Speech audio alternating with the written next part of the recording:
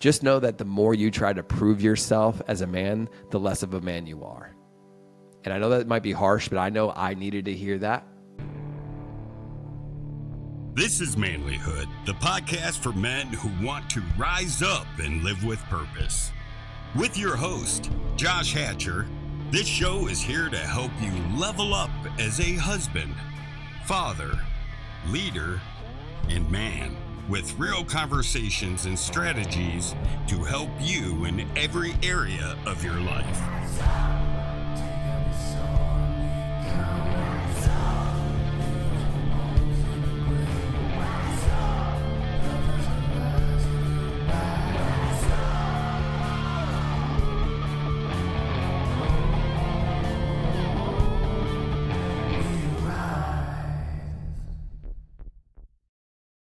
Brothers, welcome to Manlihood Season 9. I just want to remind you that what we're doing here is helping men become better husbands, fathers, leaders, and even better men. So today's guest is going to be Kyle Tresch. He's a musician. He toured all over the country. He's a marketing guy. And with his wife, Ariel, they're helping entrepreneur couples grow their business without losing their marriage. In this episode, we're going to dig in deep into what it means to be a man of faith, a man of integrity, a man of humility, even when a world tells us that we need to amp up the ego and the hustle. So I just want to make sure you guys have checked out Manlihood Plus. You're going to get bonus content there. Content you can't get anywhere else. You can subscribe on YouTube. You could subscribe on Spotify. And it'll give you extra content that you can't get anywhere else. And I'm really excited about that. So it's good stuff. So make sure you check it out for that exclusive bonus content. Also, grab my new book. This is selling like crazy on Amazon right now. It's called Fight Like Hell, a journal for men who won't back down. And it's got guided meditations and journal prompts and even coloring pages if you want to do that. You don't have to do that, but if it helps you, it's in here. Yeah, it's a good book. So get it on Amazon today. Links will be in the show notes. Also, make sure that you join the Facebook community, the Manlihood Man Cave, because you're going to connect with other guys who are sharing the same mission as you. And you can help level each other up. That's what we do there. We don't tear each other down. We build each other up. Also, if you appreciate Manlihood, don't forget to like, comment, subscribe, and leave us a rating or review on your podcast platform of choice, because it really helps us reach more men who need this. So without further ado, let's get into our episode with Kyle Tresch. Kyle, welcome to Manlihood. How you doing today, man? It's good to have you. I'm doing so fantastic, Josh. Thank you for having me. And I got to tell you, I'm a huge fan of the mission of this show, especially for men listening that are asking the question, what does it mean to be a man in 2025 and beyond? So I'm happy to have a conversation with you today that I don't get to have very often, and I just appreciate it. Awesome. Yeah, usually when you do podcasts, it's two of you. You got your wife with you, right? Yeah, that's right. So I'm going solo today. So yeah, does that feel a little uncomfortable, a little different? It's a little different, but you know, I think I'll have the opportunity to maybe share some things that we don't get to share usually, because a lot of times with my wife, we'll talk about, you know, growing and scaling businesses as a couple, and you know, she gets to share her perspective, I get to share mine. But I think today we get to go a little bit deeper. So I feel like we're in a no girls allowed zone right now. Right, it's like we built our own fort and put a sign on the front that says no girls allowed. Yeah. Well, my wife might listen to this podcast episode. Oh, well, hi, Josh's wife. I've had her on the show once. We did like we do a live panel episode sometimes where we broadcast it live and then post it. We call it Fight Club. Oh, there we go. And so her and one of my best friends was on, and we had a conversation, and yeah, she was a little antagonistic. It was quite fun. Yeah, she put the fight in Fight Club that day, so we had a good time. There we go. Okay. Well, she sounds awesome. So Josh's wife, great to meet you as well. So why don't you tell me about the work that you're doing with your wife? Because it's a lot of people, you know, look, I don't know, like the idea of doing a business with my wife, that's kind of scary to me. Sure. And that's kind of really a lot of what you guys are doing together, right? Yeah. Yeah, I mean, you say it's scary for a good reason. It can be scary. It really can. And, you know, for us, it really started when we first got married. And Josh, you know, when you first get married, you know what they call that stage as soon as you get married and you're all excited? Yeah, that's the honeymoon phase, right? Right. That's exactly right. Except weirdly enough for us, we had the exact opposite effect where we actually got along great all throughout, dating each other and getting engaged. And then we got married and we plunged both back into our individual businesses. And we went into what we call the anti-honeymoon stage. And what I describe this as is both of us building our separate businesses on both sides of the house. I was a digital marketing consultant, very blessed to help companies grow and scale by $77 million online. My wife was an organic marketing coach. And even though she's in the marketing industry, it was different. She was working with women, helping them start and grow businesses online using just social media. And what we realized very, very quickly was, even though we could talk about business, we appreciated the fact that we were both entrepreneurs, there was a lot of complex challenges that we started to get into that nobody else was talking about. And I think that's a reason why when many people think about working with their spouse, it could sound pretty scary because, to be honest with you, there have been times where it very much was very scary. Because, for example, nobody talks about when you're working together with your spouse and you have to figure out how do you turn off work mode at night and on the weekends when you want to be present with them, whether you're going on a date or you're just sitting at dinner and you want to stop thinking about the emails you have to respond to or the problems you have to solve. Like, how do you navigate that? How do you navigate having two different personalities in one relationship that have to make decisions on behalf of the business that impacts the financial investment of the home and the financial well-being of the home? Like, what do you do there? How do you navigate, like, who does what in the business and in the home without one person stepping on each other's toes? And what might be very pertinent to the audience is one of the biggest struggles we had was navigating my own identity as a man. I had to figure out how in the world can I be a man while I'm simultaneously with a very strong woman. And this was a huge point of conflict because at the time, I thought the solution to our complex challenges that we were facing during our anti-honeymoon stage was to just have her come and be my assistant in my business. Because a lot of times you might hear my role as the man, as the head of the home gets sometimes translated into the business world saying that, okay, as the head, I always have to be the CEO and my wife always has to be the assistant. And I was like, all right, maybe that's what I should be doing as a quote unquote man. Maybe that's my role. And I brought this up to my wife, and it made matters even worse, as you can imagine. And so this created a power struggle between us. And I'm like, man, nothing is working. All the love languages aren't working. The things that people are saying on podcasts aren't working. The books that I'm reading aren't working. The pastors that I'm listening to, what they're saying, they don't have any context to what it's like to grow businesses together with your significant other. And I'm like, okay, what do I do? And Josh, the day that changed my life was a day where I went to a guest room of our house, just praying out to God for an answer. Because for me, I didn't know where else to turn to. So I just got on my knees and I prayed out to God. I just said, God, I don't want to sacrifice my marriage for my business. I would never even dream of doing that. But I also don't want to sacrifice our business dreams and goals for our marriage either. I believe that we're called to both, not one or the other. And for whatever reason, I got out of that prayer and I got on social media, which usually is the last thing that you want to do when you're looking for the solution to life's greatest problems. But this day specifically, I got on Facebook, and you know what I saw? I saw a live video that my wife was doing on Facebook. And for whatever reason, it's like God opened my eyes for the very first time to see the comments that women were giving her from all over the world. And those comments said things like, Ariel, thank you. Thank you for taking the gifts that you have and sharing it with us because of your help, I was able to grow and scale a six-figure business while still being present with my family at home. And I'm like, wait a second. If this is the impact that my wife is making in the marketplace, who am I to say that she should just quote unquote be my assistant? What if God made her the way she is and made me the way I am for us to come together and co-create something even better than either of us could have possibly done apart. So for whatever reason, I was like, oh my gosh, I see it now. I ran out of the room when she was done with the live video and I looked at her in the eyes and I said, Ariel, I am so sorry. I finally get it now. I am not going to stifle the gifts that God gave you to shine anymore. You're an entrepreneur, I'm an entrepreneur. So instead of us trying to compete with each other, what would happen if we took our unified passions and pointed it towards a unified purpose? And what was so crazy about that is after we started walking down this path, we're like, you know what? We're creating a third path. We are creating a new way to do life and business as a husband and wife entrepreneur duo. So didn't happen overnight, but over time we started trying new things. We started, figuring out how to navigate our time and our schedule together. We figured out how to actually be husband and wife together, not just some awesome business partners that happen to be married. We had to figure out all of these things that now, talking to thousands of entrepreneur couples, are very commonplace for couples who do business together. And here's what happened.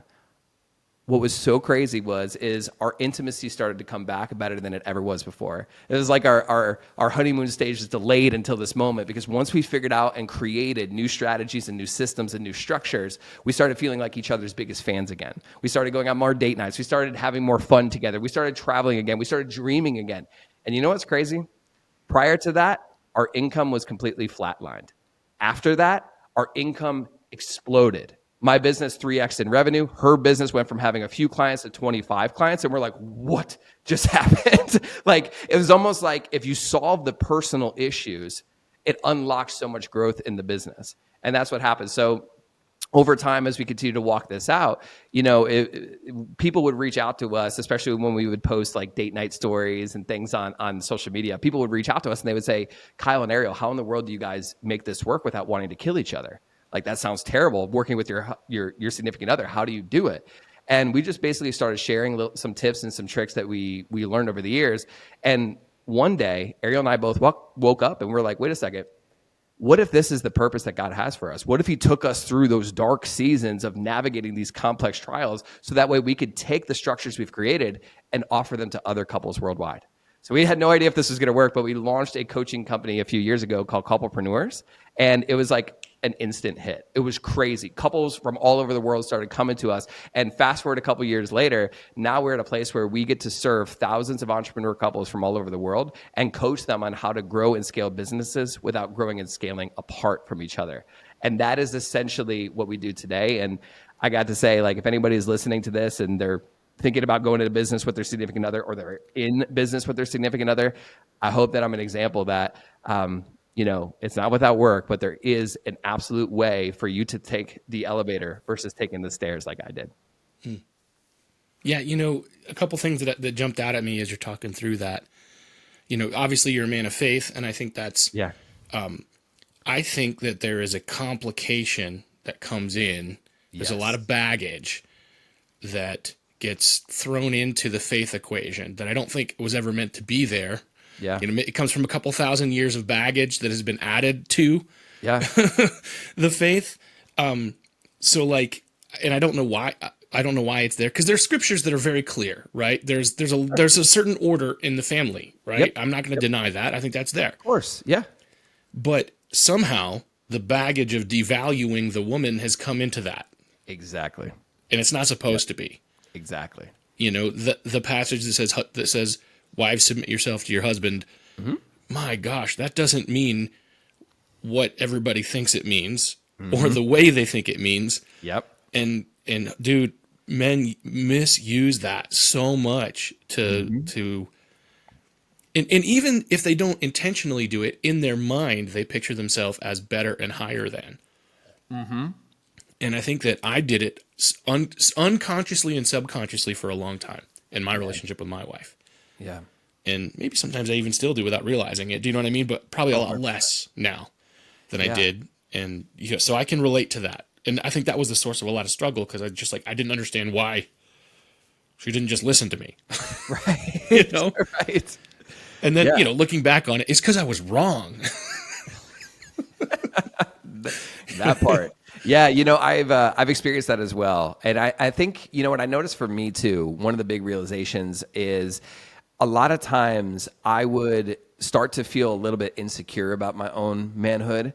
And then I would read scriptures that would, obviously encourage me to be the spiritual leader in my home. And I would instantly translate that to being, I need to be the leader in every area of my life and call the shots in every area of my life. And when I'm with someone who is also very strong-willed and just amazing and extremely wise, I've actually felt challenged. I was like, man, she is so smart and so good. I need to almost kind of one up her. And I didn't mean it at the time. I didn't realize this was what I was doing, but it was almost out of insecurity that I had to prove to her and to myself, hey, I am the man of the house because I'm calling the shots here. And what's so interesting, and I love what you said, is that becomes an abuse. Now, if you think about abuse that has happened from that verse you just mentioned, which is that wives submit to their husbands, like abuse comes from the term abnormal use, right? So it's like you're taking something that is a great, great order from God and twisting it to mean I'm better, I call every shot, you don't have a voice. And here's what I found too. Even if we take the Bible out of the equation, Josh, if I was going to ask you option A or option B, who is a better leader, right? Option A, the leader that subdues the gifts of other people and always calls the shots no matter what. Leader B, they look out for the giftings of the people that they lead. They look for the skills and the talents that God gave the people that they lead, and they look for ways to use their strength as a leader to lift those people up. Option A or option B, who do you think is a better leader? Right. Obviously option B. Well, There and you go. that comes down to what leadership is, right? Exactly. Like, we have this picture of leadership. I write about it in my own book.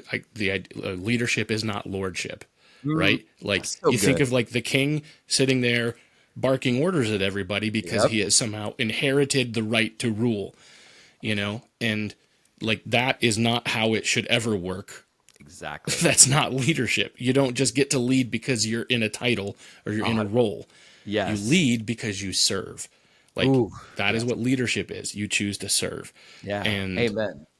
I think that when we do that, like, oh, okay, so I'm in leadership because I'm serving. And that you can do regardless of title. You can be the guy at the bottom of the rung and then you're leading, And I think that when we get that perspective, it's going to make all the difference in the world. And when I finally realized that, I realized that my wife had actually been leading my family the whole time, and I had just been making a mess of everything. She'd been leading in spite of me, and she had been the spiritual leader of my home, and I had just been like, oh, I'm the one that's making the mess of everything. And and rather than feel competitive, I recognized I needed to get myself on track, and that made a big difference, I think. So. Yeah, but you know what? I bet that's what makes you a great leader. I mean, I know you're a great leader just based on what you're doing at this podcast. So like, I would say that humility is what precedes honor. I mean, even the Bible says that, and if you look at some of the greatest heroes of faith, some of these men that we look up to that, would crush an average man here in 2025 just by flicking them, right? These strong men of the Bible, they had such a humility to them that preceded their honor that God gave them. So I love the fact that you said, okay, I need to work on myself, because that was the solution for me too. I recognized, okay, this is actually me trying to prove my manliness, which is actually less quote unquote manly than what I believe true masculinity is. I'm actually trying to overcompensate. Instead of overcompensating, what if I could love my wife and use my strength to care for her as Christ loves and cares for the church? And what if I use my strength to lift up her giftings that God gave her to shine? And if we could both, as couplepreneurs, as we call it, come together and combine our gifts, obviously Ariel and I, my wife, we do it in the marketplace, but this could apply to anybody listening that's just a husband and wife duo, period. Every husband and wife listening to this, you and your partner have gifts that complement each other to run the household, to run your life, to create the life that God called you to create. So rather than stifle those giftings because we want to prove ourselves as leaders, why not let those shine? Why not work with that? Because one of the things that I'm so grateful for now is my wife is wired very differently than I am, and I wouldn't be here without it. Honestly, I think even that principle that you talked about there, that even applies in almost any situation where you've got a team. Yep. You can apply that same situation at work. Yep. Because think about the jobs where you're at, where you always feel like you're in competition with the people you're working with. Mm-hmm. I've got, I have to be the one that looks better than they do so that I get noticed and I get the promotion. Actually, I think you would probably do better if you are trying to make everybody succeed. That's actually what's going to get you noticed. Yep. Like, you're going to get noticed when you are trying to help everybody succeed rather 100%. Than get ahead yourself. Oh, it's 100% true. And even just thinking about my story, and how I got to where I am, everywhere I went to, my whole goal was, I'm going to put the Bible to the test. When the Bible says work hard and you will become a leader, like be diligent and you will become a leader. I was like, okay, even when I was super young, I was 16 years old working at McDonald's. I was like, I don't understand all the things of the Bible, but I'm going to put this one to the test. And what was so crazy is the more that I would jump in and help out, the more I would be promoted into places of leadership. And I know McDonald's is a really funny example, but like when I was young, I went from, just being a kid, bagging fries to then at age 16 being put in charge of people at McDonald's that were like 3 times my age, even though I didn't have the title to go for it. And I took that same lesson and I applied it towards the marketing world too. And I believe that that's a huge reason why by age 25, I was a fractional CMO of a tech company, and we were able to scale that company by millions of dollars. By age 27, I was a fractional CMO of another tech company, and that company we scaled by over $30 million in a year and a half. And then, kind of leading into where I am today, I believe that it's just like what Jesus said, like he among you who wants to be great is the greatest servant. And I think as it pertains to those of us that are entrepreneurs, it's what gifts do I have and how do I serve as many people as possible with those gifts? And the more people I serve, the more, quote unquote value I give to the marketplace, the more the marketplace will respond and kind of elevate us to, I guess you would call, influencer level, leadership level, whatever. Well, I mean, that's the same message that when you not even, the Bible teaches that, but like you'll get that same message if you watch Gary Vaynerchuk, just with a few F-bombs dropped in it, or if you watch Alex Hormozy or any of these guys. That's what that's what they're telling you. You want to succeed, you've got to serve. 100%. Yeah. And what a great message, for all the men listening. Like, you want to succeed in this life, which, there's nothing wrong with. I think there's a God-given capacity to expand, to grow, to give, to serve. Just know that the success comes on the other side of that service. Yeah, for sure, man. That's awesome. So let's get into more of your story there. So you guys, you work together, you form this business. Mm-hmm. You're helping people. What are the challenges now that you're facing as you're working together? I mean, look, you painted the picture. It sounds all nice and rosy, right? Yeah. But what are the challenges that you face now?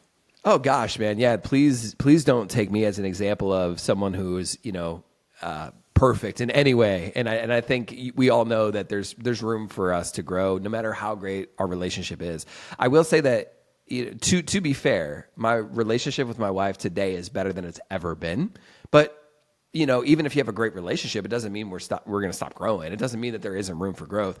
So I would just say that as our business has scaled and, the more clients that we work with, basically the more clients that we work with, the bigger our influence grows, the bigger the pressure becomes. And I would say what I mean by that is, for me specifically, I've always had a goal and an aspiration to be a positive light and a positive role model for other men worldwide, essentially. And that comes from my childhood. And we can maybe get into that a little bit if you want.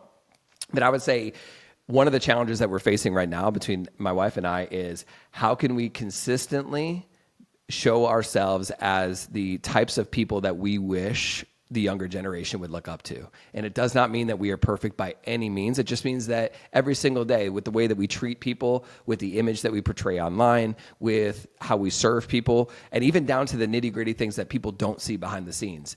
If I say I'm going to do something, do I do it? Am I living a life of integrity? And the reason why I say that that's a challenge right now is because, again, as the businesses grow and as you have more and more teams to manage and you have more and more responsibility, I believe that there's a heightened responsibility in order to essentially be a man of integrity that leads in accordance to what you say you're going to do.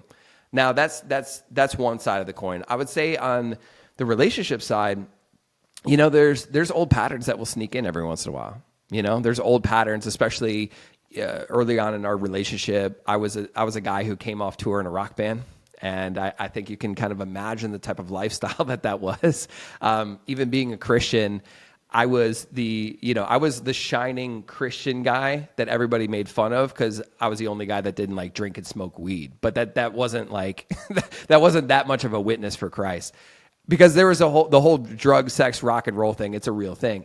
So coming off tour in a rock band and then getting together with my my now wife, that came with it to me a lot of validation that I used to get from the gaze and attraction from other women.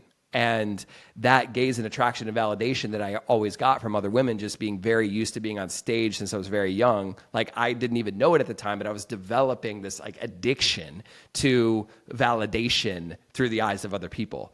And specifically, the eyes of women. So one of the things that had to die in me as I continued to become more and more and more committed to Ariel, and then especially as we became married, is that old self that wanted to be validated by other women, that wanted to be validated for how I looked or how I performed. And I would say that, even though I'm further along today than I ever was in that regard, it doesn't mean that those things don't still crop up, man. And I'm just being honest with you. There are still like flashes of the old life that will pop in my head that I regularly have to take to God and to crucify, that is the old me. And I believe that I am not the same person today than I was then, but it doesn't mean that it's not without struggle to continuously keep that old me as far back in the past as possible in order to honor my wife today.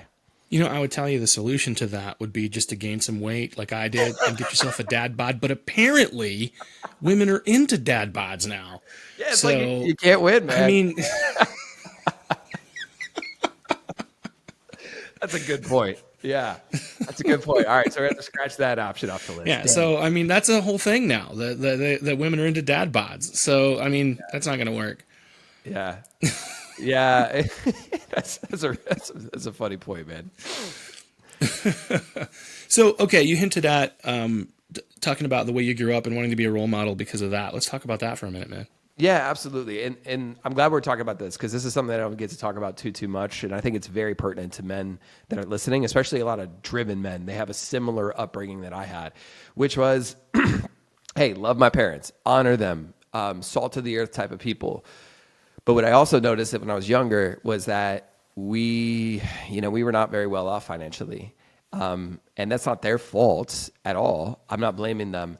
But what I also noticed is A, we were not only just not financially well off, B, being the firstborn son of the house, me and my dad regularly had altercations with each other. Regularly. And I didn't even know that was a thing at the time. I just disagreed with everything he said. That was just like kind of how it went. And, as I matured and got older and looked back on it, like I do respect my dad a lot. I think he's like one of those, very pure-hearted, salt of the earth type of guys. But early on in my life, I would look around and I would look at, my parents fighting, and I would look at the state of our home. I would look at like the financial state and all the stress that they went through. And I remember getting to a point when I was about 14 years old where I made a conscious decision, like, this is not who I want to be. I do not want to be this. I do not want to repeat the same pattern. And what I ended up doing was I ended up seeking out kind of like other men to kind of role model my own life after. And these other men were, Christian men. They were, whether it's a strong Christian, musician that I really looked up to, or a strong Christian businessman that I looked up to. And I just started patterning my behavior around that. And it changed my life so substantially because many people listening, you might be in a similar situation where, you might love and honor your family, but you don't want to repeat the same patterns that they're displaying before you. So a really cool opportunity we have at the internet is you can kind of like I would say surround yourself with other mentors virtually that you can kind of role model and model their behavior in order for you to, kind of do the things that you want to do. Now, I will say though, that created a second identity crisis for me because you know how they say the phrase, like, you should never meet your heroes. Mm-hmm. I took that concept a little too far. I met my heroes and they were nothing like how I saw online. They were nothing how I personified them to be. And it created almost in me like an identity crisis because I attached my identity too much to modeling their behavior. So it created a huge problem in me. And that as I kind of walked through that identity crisis, and we can talk about that too if you want, I finally got to the point where, okay, if I'm going to inspire other men the way that other men have inspired me, I want to make sure that everything that I do and that I say is authentic, is real. And if you meet me in person, it's exactly the same thing that you see online. And I know now, just based on the influence that we have and the things that we get to do, having other men in my life who role modeled the way forward, it changed my life. And if I had the opportunity to do the same for other people, I'm going to do it. I'm just going to make sure that the person that they see on camera and on the internet is the same person that they meet in person. Does that make sense, Josh? It does. It makes a lot of sense. Yeah. All right. So now I'm waiting for you to spill the tea on who your heroes are, but maybe we shouldn't get into that. Maybe we'll talk offline on that. I don't know. Yeah. I've had a lot of those kinds of experiences too. So They're rough, aren't they? Yeah. So it's something I say all the time to young people who, I do a lot of work with Gen Z, which is kind of crazy. Like just the things that have opened up, a lot of ministry work and a lot of connections and stuff. That's my kids' age, and I've just connected with that generation. I think that generation is going to change the world, dude. They're on fire and they're just amazing. 100%. But they love their influencers, and I'm like, you guys, you have to stop getting your theology from TikTok.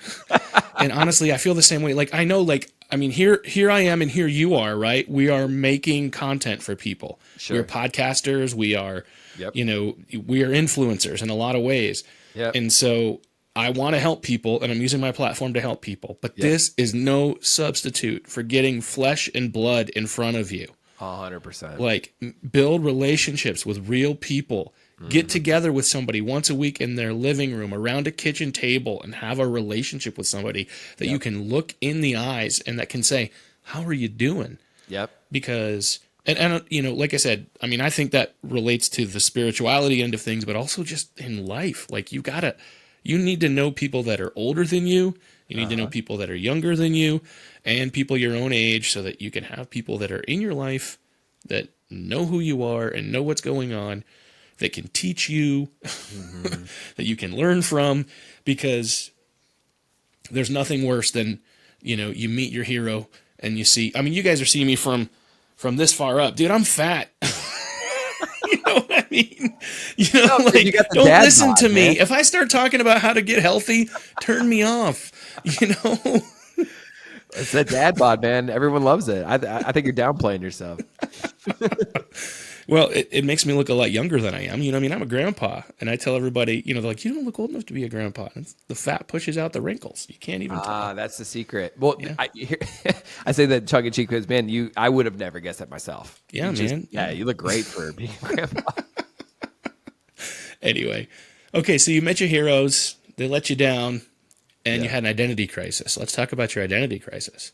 Oh, yeah, let's, man. It was a really fun time. Might as well. It sounds like a lot of fun. I've had a few of those, so I can relate. Okay, well, I'm glad we're talking about this. It was a blast. Basically, it sounds like it. It started a whole domino in my life that I did not see coming. Yeah, after I met my heroes, and I remember actually coming home and talking to my wife. I was sitting on the couch in the living room, and I was explaining this scenario that I just encountered, which was I met a hero who is like not only not who he looked like online, he was the exact opposite. And I'm like, I don't understand this. Who am I? And she looked at me and she said, who are you? What do you mean? And I'm like, did I just say that? Are you kidding? Like, did I just say, who am I? And what it made me realize is how much I had externalized my identity onto other people. And this just wasn't other people, because what happened after that was almost like God taking me through a season to just shed off every single other thing that I had externalized my identity in. For example, I'm a drummer. I also, like you, Josh, I was involved in worship ministry for a long time. I was a drummer at our church for years, since I was 14 years old. And for the very first time, I remember when I was 27 years old, for the very first time in my entire life, at age 27, that the same week that I was having this identity crisis, I go play drums at the church and I injure my arm while playing drums. And all of a sudden, for the very first time in years, I can no longer play drums, which is something that I, like I said, I got a lot of validation off of. I felt like I had a rock star high school, experience. So I couldn't play drums anymore. I go to the chiropractor to try to figure out how to fix my elbow. They make some adjustments that apparently unlocks all sorts of fun trauma in your body if you're not careful. I had no idea that was a thing until I experienced it. And then all of a sudden I'm like, okay, I don't know who I am anymore. Now I can't play drums anymore. And now I can't even go to the gym, so I can't look as good as I want to, and also I have all this trauma unlocked in my body where I'm starting to question everything I was once taught. And it got so bad that if you would have asked me, Kyle, what's your favorite color? I wouldn't be able to tell you. Because I was like, I don't know if my answer is what I just have been taught to say. I don't know if it's what I've just think it's what you want to hear, but I don't know. I can't tell you. And this is how bad it got for me. And I was like, what in the world is going on? And it got so bad too that I started questioning my faith as well. I'm like, okay, is God real? If he is real, is it the God of the Bible? Is it the God that the people have told me God truly is? And, when I dive deeper into theology, it seems like theologians disagree with each other. So the same people that devote their lives to this end up disagreeing. So like, if that's not real, what is real? And as you can tell, man, existential crisis. And as I was going through this existential crisis, it's not too easy to run businesses when you're in this state. And I remember specifically, this was like also happening during our anti-honeymoon stage. It got so bad that I ended up like walking away from very, very high paying clients. And I didn't like leave them. I helped them find a replacement, train them, and they're still doing fantastic today. But I walked away just so I could start to focus on what is my mission? What is my purpose? Who am I really? And as I did that, as much as I thought everything was just going to continue working for me, it was the complete opposite. I went from having the Midas touch to like everything I touched turned to ash. It's like for the very first time in my life, I lost my identity, I lost my health, I lost my passion, and now everything I tried to do in business was not working. And it got so bad that Ariel, my wife, and I had a contract to buy a house, and prior to that, we had all the money in the world to make it happen, and we moved forward, we made an offer, we got the contract. But because of this identity crisis I was going through, I lost the ability to bring in the funds and the money in order to pay for the house. So one of the saddest days of my entire life was having to look my wife in the eye and say, hey, I'm sorry. We have to, kind of back out of this contract. We just can't afford to buy this house. And you want to talk about feeling debilitated as a man. Worst day of my entire life, like hands down. And through that process, though, it taught me a few things. Number one, it taught me that when you lose everything that you once externalized your identity to, it forces you to ask who you are. Number two, if your identity isn't in those external things, I believe that your identity has to come then from the God that created you in the first place. And number three, I have found personally that my true identity is not in the successes that I've had, not the successes that I've had other people create for themselves, or, the successes that our clients have had. It's not in even my marriage. It's not even in how good I look or how good I am at playing drums or how well I speak. It's none of that. My true identity is a son of God. My true identity is a son of God because when I believed in Jesus Christ for the death, burial, and resurrection that he went through to pay the penalty for my sins, when he paid that penalty for me, and when I put my faith in that, not only is my eternity secure, but the way that God sees me is the way that he sees Christ. He sees me as blameless, as righteous, as holy, not because of anything that I've done, but because of his grace. And when I finally realized that, it's like everything started to shift. Because no longer am I trying to like perform and get validation in order for other people to like me or love me or for me to even feel like I'm worthy. I now have developed a habit of regularly checking in with God and seeing myself through his eyes. And as I saw myself through his eyes, which is a son, perfectly loved and forgiven, and start walking out that identity, that's where things really shifted. And for me, I would say that anybody listening that maybe is going through a similar identity crisis or even a part of that, or any of this is resonating, I would just encourage anybody to like think about, how does God see you? You might think that you're a failure, but does God say that? You might think that you're not worthy, but does God say that? You might think that you have to achieve massive levels of material success in order to be worthy, but does God say that? No. So, Josh, I know that was a long answer to your question. I think it's a great answer. But I had exactly a similar breakdown too at one point, so I can relate. I don't want to call it a breakdown, but that identity crisis. My sweet Sunday school teacher wife said, I promised I'd be married to you forever, but did you have to make it so damn hard? And I'm like, okay. Oh, I've had that talk too. My wife has given me that talk. Oh yeah. Yeah. So that was when I did the same thing. I started like working on and writing down what is my purpose, mission, my vision, my values. Like, who am I? Let me get this figured out so I can move forward. And yeah, so I get that. Yeah, so something you just said, and I'm not making a correction because your theology is right, but I want to just add to it. So you said, how God sees you because of his son. Yes. Right. And when you accepted his son, right. And because of, but also it's important to note even before you accepted that. True. Yeah. It's a good point. He loved you while you were still a sinner. That's scripture Amen. right there. Yes. So even if you're like, I hate God, I don't even believe in you. Right. Yeah. He loves you. I'm so glad you said that, Josh. I appreciate that because that is an important detail for this too. And I think that I think it was hard for me to even accept that too. And I think for many people, depending on which type of church or theology you subscribe to, as well as I do, there are some churches that say like, oh no, even after you're saved, you're just a worm in the hands of an angry God. Like there's that like really shame-based theology. But I agree with you. Thank you for bringing that up because it's encouraging to me and it's encouraging probably to anybody listening. God loved you even while you were sinners. So anybody listening right now, like God does love you. Like that's real. Yeah. And I think he's got a purpose and a plan for you. He wants to see you have a good life. Yeah. Doesn't mean an easy life. Doesn't mean a perfect life. Doesn't mean everything's going to go exactly the way you want. I mean, dude, like at the time that we're recording this, just like last week, 70 Christians were beheaded in the Congo because they refused to deny their faith to Islamic extremists. Yeah. And I'm going to call them extremists because that's what they were. Sure. So, I mean, dude, I'm like, that's not cool. And I don't understand why those bad things happen. I mean, I do because there's wickedness in the world, you know, so God doesn't promise it's going to be easy. Bad stuff could still happen to you. Sure. Oh yeah. But it doesn't mean that he doesn't love you and he's there. Yeah. And he's got your back. And the cool thing is, like, life's a lot better for them now because they're with Jesus. So it's like they won. Yeah. But, so like, I'm not saying like everything in your life is going to be perfect and good. No. If you choose to trust in Jesus. But I am going to say it is better because it's like, how do you even describe that? Yeah. Well, like, I know it's amazing. Well, even as you're saying that too, it's like one way I could maybe, add on to what you're saying is like it doesn't cancel the fact that you're going to walk through fire in life. It just guarantees that you have somebody walking with you.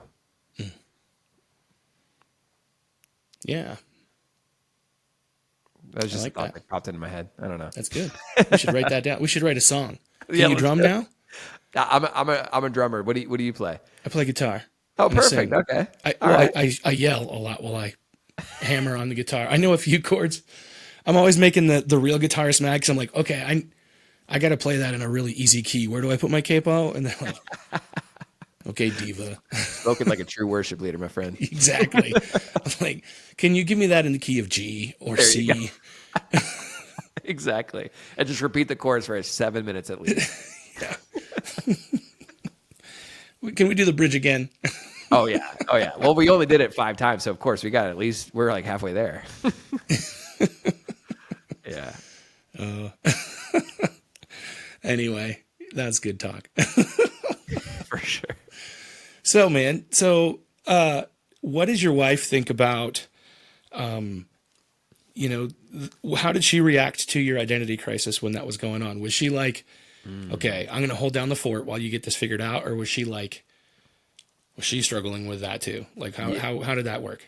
Yeah, I really appreciate that question. And we actually talked about this on one of our podcast episodes. We called it the dark side of success. So on our CouplePreneurs Show podcast, we talked about both of our perspectives as I went through this identity crisis. And when we were recording that podcast episode, I was shocked to hear her perspective because it was we were recording it live and having just a real raw conversation. And some of the things that she shared was how she felt like she had to balance 2 different tensions in her mind. She had to balance, okay, Kyle's going through something. I want to be loving to him. I want to create a safe space for him to go through this. But simultaneously, we still need to make money. There's still bills to pay. And I don't know how much I need to push him or nag him versus, be there and support him and encourage him through it. So I always say for her, it was very, very difficult. The way that we kind of navigate our work in our personal life, we were able to still divide up roles accordingly that allowed me to have this growth, but it was just maybe a maintenance season for me versus a push season. And we were just very open and communicative to each other in that. And I would say too, now that we've worked with so many entrepreneur couples from all over the world, this is a common thing, and because usually when you and your significant other are growing a business together, there are going to be seasons where either you or your spouse are going to go through some sort of mental health crisis. Like it's just part of life. And when one partner is going through a mental health crisis, it's just a great opportunity to essentially divvy up and reshuffle the roles in life in the business that allows for that other partner to go through this healing process. And I gotta brag on my wife. She did such a good job at that. She never once criticized me for going through this. She encouraged me and she saw me through the hardest times, and I can't say enough good things about her, man. She is a fantastic woman that I'm just very blessed to be with. That's awesome. Yeah. We probably definitely married up, right? Is that how that works? Oh, for sure. Oh, 100%. Well, yeah. I mean, you're great, so I can only imagine how great your wife is. But dude, she's a saint. She's a saint. That's how I feel about my wife too. I'm like you should meet my wife. She's like me, except prettier, nicer, and wiser. Like she's fantastic. She's like me, but better in every possible way. Exactly. Yeah. Yeah, I love to pull out the pictures of like when we got together and everybody's like, wow, you used to be good looking. Yeah, and your wife hasn't changed at all. She literally is like a vampire, so. But a vampire? Yeah, you know how vampires don't age? Oh, okay, that's what you're referring to. No, she doesn't like suck blood or like. Okay. I was hoping not. So not like I said literally a vampire, but I actually meant metaphorically. I got you. Yeah. I got you. Figuratively. Yeah, no, I got She can see her reflection in a mirror. She doesn't sleep in a coffin. None of that stuff. That's good. That's good. Yeah. Okay. I mean, I have skulls behind me on my backdrop, but it's not because of that. Yeah. No, okay. Yeah. Like maybe I'll just have to ignore the context clues then and just just play it. I'm messing with you. Oh man, that's crazy. So, do you guys have kids yet, or is that something that's on the horizon for you? Great question. At this moment, no, we do not have kids. It's not that we're, vastly against children or anything crazy like that. It's just, I'll be honest, like the probably the politically correct way to say this would be like, we're not sure, we're thinking about it. But to be honest with you, we're at a stage in our life where we deeply care about the younger generation, but we ourselves don't actually have a genuine desire to have children. And we've talked about it, like we're open to it, but at the same time, if you were to have kids, I would assume that you would want to have some sort of desire to have kids. And Ariel just so happens to be a woman who has grown up from a young age in a home where her mom would babysit kids 24/7. So she kind of feels like, even though it's not the same, she feels like she's already kind of raised many, many kids on her own. And she's now at a stage where she just wants to maximize her gifts in the marketplace. And I say that we have a deep, deep desire to impact the younger generation because what we do through Couplepreneurs and impacting couples, I will say 98 to 99% of the couples that we work with, they're all parents. And what's really cool too is we'll have those parents bring their kids onto coaching calls of ours where, they're very family friendly. And we're talking about how to grow businesses that don't sacrifice your faith or your family in the process. And some of the biggest takeaways and breakthroughs we've ever seen are the kids' responses to the parents changing. So even though we don't have kids of our own, we take very seriously the influence we have to influence parents that then have a ripple effect into the younger generation. Yeah, you said the politically correct way to answer the question. I realized me asking the question also wasn't politically correct. Oh, sorry. No, please. Hey, listen. No, it's all good. Ask away. There's nothing off limits for sure. Oh, man. Yeah, so, yeah. I got you. That is awesome, though. I'm glad that you guys are committed to be able to make that difference in the world, and that is cool. Yeah. And who knows, what the future might bring too. That could change things too. So For sure. Yeah. I mean, But- we're open to how God leads in our life. I mean, we wouldn't be here without it. So, oh yeah, for sure. And I love though that your mission though is recognizing your role in helping people. Yeah. Like that's 100% important. And it's awesome. I love it. Oh, thank you, bro. I appreciate it. So, have you found in the work that you're doing, there are people that you can't help? Whew. One of my favorite questions. Yes, for sure. There are people that we can't help. I'll just list a couple examples of them. Number one, the people that refuse to listen and do things differently in order to get a different result. You know what they call people who do the same thing over and over and over again and expect a different result? Josh Hatcher? No. Well, okay. Just ask my buddy Justin, who's always trying to coach me and help me out. Yeah, he's good. Okay. That's surprising, man. You seem like a very coachable person. So you would think. No, I'm a rebel at heart, man. I respect that because like I have a little bit of that rebellious nature too. So much so that if I'm using Google Maps to tell me where to go, sometimes I don't appreciate the tone of that Google Maps voice when it says turn right. I'm like, how dare you tell me what to do? I'm going to turn left just because you said it. I'm going to turn right 4 times just because you said turn left. Exactly. So I feel that. But I would say that definitely is a characteristic of somebody we can't help because like, how can you help somebody who is shut off to help? More specifically to entrepreneur couples, there have been times where people would want to work with us, couples specifically. They would book calls to talk with us, and we can tell during our call with them, which we use to purposely screen for red flags. There have been times where couples have got into fights with each other on the call, where they blame each other for absolutely everything in their life. And none of them are open to point that same blame finger back to themselves and say, okay, I have a part to play. If somebody cannot do that, I don't even have any interest on earth in trying to coach that person to any sort of result because it's the only thing that you can control at the end of the day is your actions and your attitude. And if you cannot recognize any part that you individually have to play towards your relationship or your business, it's going to be like an uphill battle for me dragging you to your own success. So I would say that categorizes people that we just can't help because A, they refuse help, or B, they refuse to actually take responsibility for any help to be worthwhile. Yeah, for sure. Yeah, I know. I've encountered a lot of those kind of people too.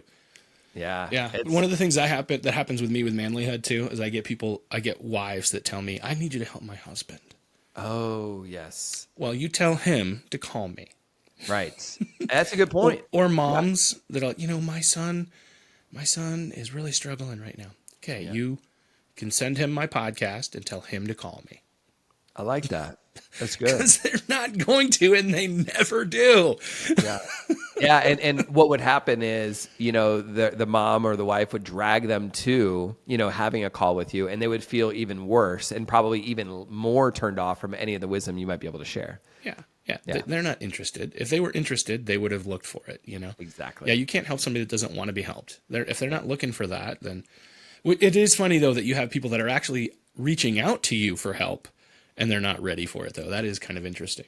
It is. And I think it probably comes down to a little bit of what you just said. It's probably, in the back of their minds, they're like, I'm going to get somebody who's not me to agree with me to put my spouse in place. And that is not the role that my wife and I are interested in playing. We are an objective third party who have just been very blessed to help grow and scale businesses by $77 million, which, we would have to be stupid not to learn some tips and tricks and strategies that work at that point after a decade of doing so. So because we know how to navigate being couplepreneurs and growing businesses, we're just going to share objectively what works and help you as a couple take what works, combine that with how you work as a couple to see results faster than you could have ever done apart.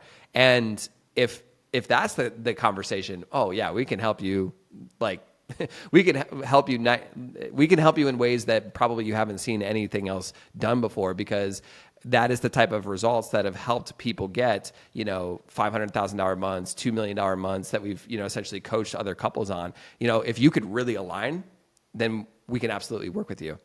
But yeah, if you're just going to fight and you're going to blame and you're going to think that a coach is just going to side with you and then just, tell your husband or your wife like how bad they are or how wrong they are. Maybe that's a place for therapy. It's not a place for us. The therapist is going to have the same reaction. I would imagine they would. Yeah. Yeah. All right, man. At this point in the interview, I like to ask all my guests a couple of questions. I love getting the different perspectives on these that I get from everybody. So yeah, let's see what we can come up with from you, Kyle. Let's see how you handle these. So the first question is, what does it take to be a man? Such a good question. It depends on how you define it. And by no means am I attempting to redefine it. I listened to your episode on that, and I thought that was great. Yeah, it was awesome. So, but what I mean by that is, when we define the word man, are we getting that definition from the media? Are we getting that definition from society, or are we getting that definition from the Bible? Like, who are we defining man as? If you look at the word man, a lot of times, especially in Genesis, man is referred to almost as like a spirit. So when God created man, he created man, both male and female. I would say that first and foremost, we are spirits created by God, of course, that he loved even when we were sinners. And understanding that we are created by God, that means that there is a part of us that is tied to eternity. And if there's a part of us that is tied to eternity, I think it's worthwhile to explore what type of impacts will ripple into eternity that we enact in this current world. And I know I just took this down a completely different path than you might have expected, but it just all kind of comes back to like, what do you define as man? Now, if we accept that we are created as essentially spirit beings having a earthly experience, so to speak, then us as men, aka males, at that point, I think that there's some purpose that is biologically sewn into our DNA.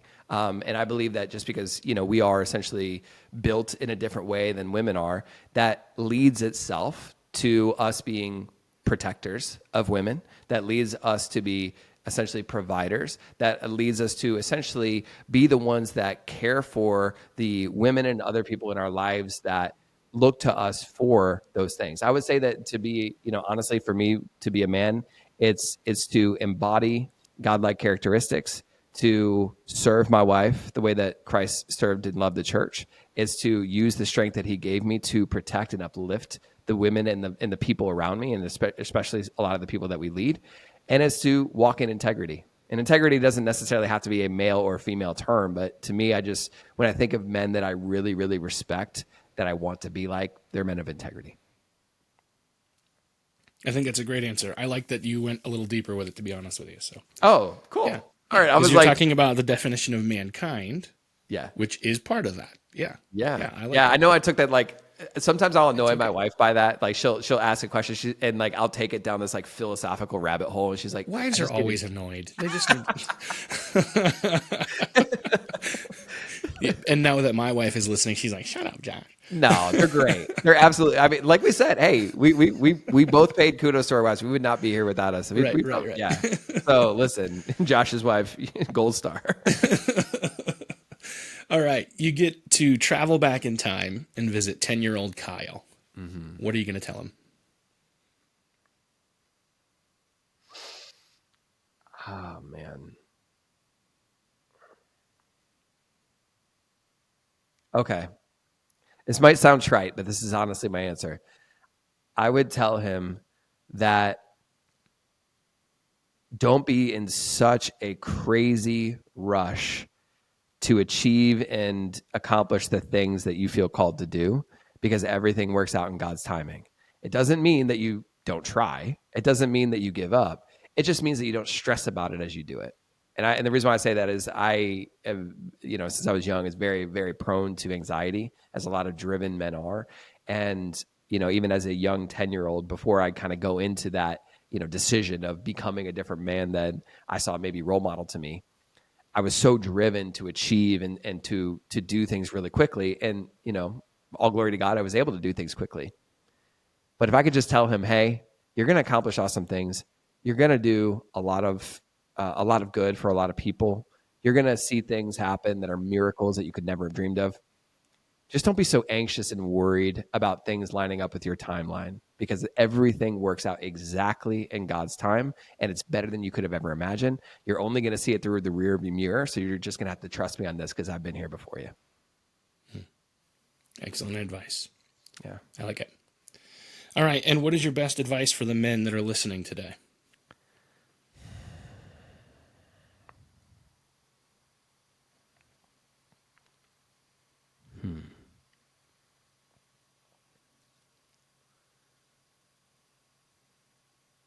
Choose wisely who you are using to measure your worth as a man against. Choose very wisely. I'll give you my unsolicited opinion. Well, I guess it's solicited since you asked. If right now you're listening to this and you think you need to be more like Andrew Tate in order to become a great man in this world, I would suggest that is not true. If you think that you need to be a womanizing macho dude that demands respect from everybody else around them, I would suggest you looking elsewhere to get the source of truth of who you really are as a man. If you are looking at guys like Wes Watson, and I don't mean to just call these guys out by name, but I guess someone's got to do it. People that are ex-convicts that glorify the lifestyle of just doing anything you can to make money and always overpowering other people and always trying to prove yourself. Just know that the more you try to prove yourself as a man, the less of a man you are. And I know that might be harsh, but I know I needed to hear that. And I hope that maybe that's helpful for other people to hear too. The ultimate man, you want to look at the ultimate man, is Jesus Christ. It's Jesus Christ, the Son of God, who was God in the flesh, who showed while he was on earth what it looked like to be a true man. He had all the strength in the world. And how did he use that strength? Not to showboat it, not to glorify himself, but to serve other people. And as a result, we are still talking about him today, 2,000 years later, because of his example that has changed millions of lives, billions of lives. And he's changed mine in ways that I couldn't even explain. So that's what I would say. Be very careful of who you are looking to as your example of what a man truly is. Excellent advice. And yeah, we could probably sit all day and call out the names of some of these himfluencers that we don't want to be like. Yeah. And I'm sure you know them more than I do, because this is admittedly not my space. I'm sure you are, familiar with like the manosphere and things like that. And it hurts me, man. It hurts me because, like, is that what a man truly is? Is a man truly someone that is emotionally erratic and aggressively screaming in a camera about how angry he is about anything that happened in life or whatever was spoon-fed to him by the media, which is also a for-profit business that is ran by other people, usually by the same people that run both sides of the aisle? Like, it is reacting emotionally and being angry and screaming, is that what it means to be a man? Because if you think it is, you're going to be so confused. And young people listening to this, that is not manhood at all. Not even close. So the reason that it resonates so much, you look at Andrew Tate and you read, he wrote like, I don't remember if it was 24 or 42, like tenets, right? Yeah. And you read it and it's like, that's actually not entirely bad or wrong. Mm-hmm. Yep. So he'll find those little nuggets of truth that resonate, right? And he'll put that out there. Yeah. And then what he does is then he appeals to this deep nascent anger that is hurting, all of these young men, that they're hurting. They feel this hurt and they want to be able to identify it. And he identifies it and then bloats it up. Yeah. And there's a lot of influencers like that are out there. Yeah. And it's sad is what it really is. And I mean, it makes sense what you just said too. And, and I agree with you. I'm not saying everything he says is wrong. There are some things where I'm like, okay, I can respect like some of his points, but a phrase that I kind of live by is it could take just one drop of cyanide to poison a well. Well, he's got like one drop of water in his well of cyanide. Exactly. And but yeah, think about it. Like that's who the younger generation, I shouldn't say everybody, but like that's who a lot of people, the younger generation, look up to. And if they were like me and they're confused about like what does it mean to be a man, and you start patterning your behavior off of people you see, that's the dark side of it. I've been very blessed to see the positive of it, but the dark side could be if you're not discerning and you're not using an objective measure of truth to discern, is this healthy for me? Then yeah, it's a very confusing time to be a man, and especially a young man in today's world. But thank God for people like you, Josh, who create these podcasts, who feature really amazing guests. I've looked at your guest list and it's just awesome. Like the people that you have. So I would encourage anybody listening, like once you're done listening to this episode, go listen to another one, because those are examples of real men who get it and who understand what it means to be a man. And you'll notice that there's a lot of differences between those men and Andrew Tate. Yeah, I've been really fortunate to be able to have some pretty awesome guests, including you, Kyle, on my podcast, to be able to share some awesome perspectives. And so I really appreciate that you were able to spend some time with us today. And if the guys want to get in touch with you and learn from you and your wife, what's the best way for that to happen? Yeah, absolutely. The fastest way to get in touch with us is to go to our Instagram. It's at CouplePreneurs. So just think about entrepreneur couples, CouplePreneurs. Long, annoying name, but it sticks. It works. People get it. Find us on Instagram and just shoot me a message. Let me know that you heard me from this show. Just type the word manly, and we'll know that you heard the show. And I would love to just hear your story. I would love to hear where you're at in your life. If you have a business, I would love to hear that.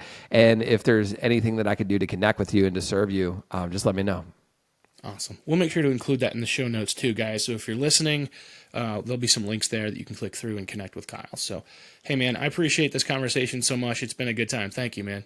Thank you for having me. I appreciate you, Josh. Thank you. You too. Kyle, thank you so much for a great conversation. You remind us that leadership is not about power. It's about service. Guys, if you're working side by side with your wife, or even, listen, just trying to lead your home with love and a direction, guys, remember that humility is strength. I know that might not seem like it. It seems like pride and ego are what you need. It's not. Be humble. So listen, don't forget to subscribe to Manlihood Plus. It's where you're going to get the bonus content, the extra material that you can't get anywhere else. Exclusive is the official word. You can subscribe at YouTube and at Spotify. The links are in the show notes. Don't forget to pick up your copy of Fight Like Hell on Amazon. Telling you guys, this is good. This is really going to help you if you take the time and go through it. 30 days. Come on, let's do this. Also, make sure that you join the Manlihood Man Cave on Facebook and leave a rating or review on this podcast. I am so glad that you guys actually care about what we're doing here. And I hear all the time guys that tell me that they're learning and growing because of the work we're doing. So thank you guys for learning this stuff and applying it and seeing it take action in your life. So, as always, I love you. I'm proud of you. And I'll see you next time. Thanks for being part of Manlihood. Now it's time for you to rise up and take action. Join the Manlihood Man Cave, our free Facebook group, and connect with the other men on the same journey. Don't forget to subscribe, leave a review, and share that episode with a friend. For more, visit manlihood.com.